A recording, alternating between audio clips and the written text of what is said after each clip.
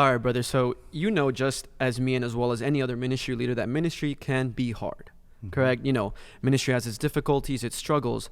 So, you being in ministry for quite some time now, how do you avoid that? How do you avoid burnout? How do you just cultivate this passion and fire for ministry? Yeah, well, thank you for the question, Josue. I think it's, there's a lot of things that are going on in ministry. There's a lot of moving parts. So when it comes to, for example, avoiding burnout, how this is something that happened to me not too long ago. Yeah. Because what ended up happening to me was that I suffered from an anxiety attack and a panic attack. Okay. I was about to get on the pulpit and get on, I was in a conference and I couldn't do it, man. Yeah. I couldn't do it. I couldn't get up. And my family rushed me to the hospital. And when I was there overnight in the hospital, I was thinking about what happened. Why am I here? Why did this happen to me? And so there's a couple of things that happen when you reach burnout. Right. So one of the things that happens is that we forget whose ministry it is. Okay. We start using a different vocabulary, like my ministry or my church or Right. my group. And so I think when we forget whose ministry it is, we start setting our own standards. Now it's not God's standards anymore. Now it's my standards. So, Right. and our standards are harder than God's, if we're honest. Right. And now it's not God's strength anymore. It's my strength. It's because it's my ministry. Because this is mine. It's my church. It's my pulpit. It's my evangelism group. It's my youth group. And what that ends up, leading to is lack of grace. And people forget that when Paul wrote, for example, it's by grace that we're saved. He's talking to Christians, for example. He's talking Right. to the church in Ephesus, not one particular church, but Right. he's talking to Christians in the city, saying, you guys, he's not talking to non-believers. He's talking to Christians that are in ministry, that are saved, that are at the church, saying it's by grace. So when someone reaches a point, especially in the 21st century, Right. all these things going on, there's so many things that are moving parts.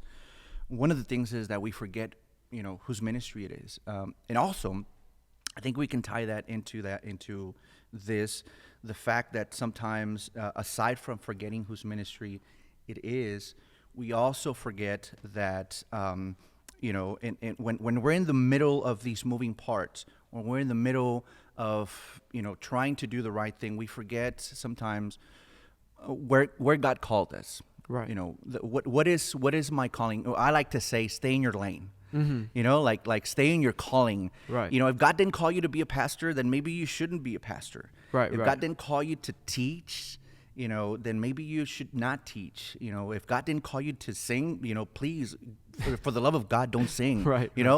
And I think when you're in the wrong lane, you can reach a burnout. I've talked to a lot of young ministers, and one of the main reasons why they reach that burnout stage is because they're in the wrong calling.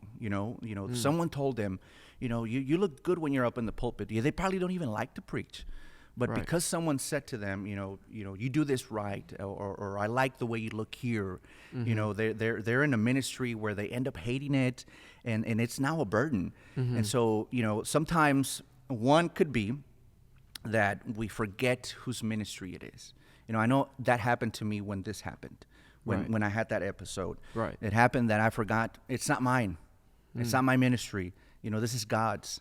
And when you remember, when you come to terms with yourself and with God, to remembering that it's His ministry and that I'm in the right calling, I don't want your calling, man, because it's yours. Right. Right. I don't want to steal that from you. You have particular talents, gifts, and a specific calling for your life that God tailored for Josue. Right. And it's not mine. But I think sometimes when we're in the wrong calling, when we're in the wrong lane, and we want what someone else has, you reach a burnout, man, and you want nothing to do with ministry. A lot of these ministers that walk away from full-time, we're talking about full-time church ministry and even parachurch, at the university or other places. When they walk away from ministry, they don't walk away from God. They walk away from ministry. One of the main reasons is because they were in the wrong lane. I don't know. Does that make sense? Yes. Like, Yeah. does that help? Definitely. And you know, the weird thing about that is, you know, I'm as much as the viewers know, you know, I'm on the younger side. I'm 19, just got into ministry about a year and a half ago, and there are times, you know, where I experience this form of anxiety, this form of, okay, you know, am I doing the right thing? This form of doubt that settles in my head at times. Right. And it's remembering how you said, you know, this isn't even our ministry to begin with. And so that kind of brings me to the next topic of our conversation, the sabbaticals. You know, a lot of pastors have this idea, and a lot of people are against it. Some people are for it, of sabbaticals. You know, taking that break, taking that step away from the church. So what are your kind of thoughts on that? Should it be done? Should it not be done? Yeah, I think it's healthy. I think it's a healthy, you know, thing to do. The church, it's a way for the church to also protect their pastors and their ministries. Right. You know, because some, you know, especially in the Hispanic community. So you and I have the blessing that we are bilingual, bicultural. And so we can preach to at least 3 different types of audiences. We can preach in English, in Spanish, and Tex-Mex, you know, if they need it, right? Right. But when you look at the older way that we used to do ministry, you look at sometimes that the pastor is the electrician, he is the gardener, he is everything, custodian. Right. And then he also has to make disciples. Right.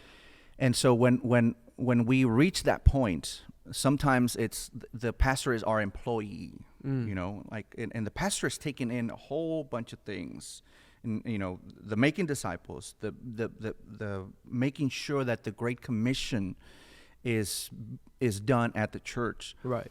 And so I think that one of the healthiest way and fair, I think it's also fair, and I think it's biblical as well, to give back to the pastor. You know, it also depends on the denomination, and it also depends on the church. The local church, the autonomy of the church allows the church to give them 3 months, 6 months. Right.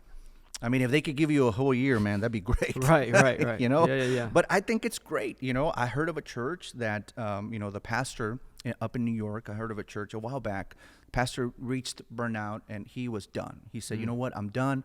I mean, this is a mega church. This is a great church. And he said, I'm done. I'm burnt out. I'm doing everything. I'm preaching. I'm doing this. I'm doing that.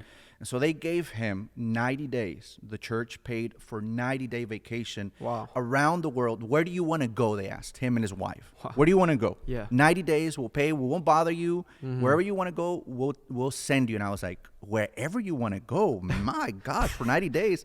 I mean, if the local church tells me that, bro. Yeah, you're taking advantage of it. Yeah. It's gonna be worth it. Definitely, yeah. I hope that helps. You know, I really think it's healthy.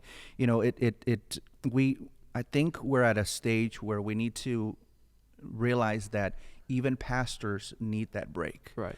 Pastors and ministers need to have a break, have a vacation. It's not like taking a vacation just because you're a minister. Being on vacation is wrong. You know, you shouldn't be looking over your shoulder and saying, should I take vacation maybe a little longer than I should? Right. I think taking a sabbatical is biblical, healthy, and it's fair for the pastor. Right. Definitely. Yeah. And at the end of the day, it's kind of like tying in with what you said, brother, in terms of, you know, the pastor really does everything. I remember, you know, back in the day when I was back home in the valley with my dad, I saw him be the light guy in the back, the PowerPoint guy, the worship leader. You know, I saw him really do it all. And I think the only reason my dad has, you know, been in ministry for 30 plus years now is because he's learned, you know, when you need a break, not only when your body and your mind, but your spiritual sense, your spiritual soul needs a break, you got to take that break, you know, in order to, you know, persevere and, you know, withstand the longer run. But brother, I appreciate you taking the time. And man, it's a blessing having you here. Thank you for having me. Thank you, hopefully this isn't the last time we do this. Yes, sir. Thank you. Thank you.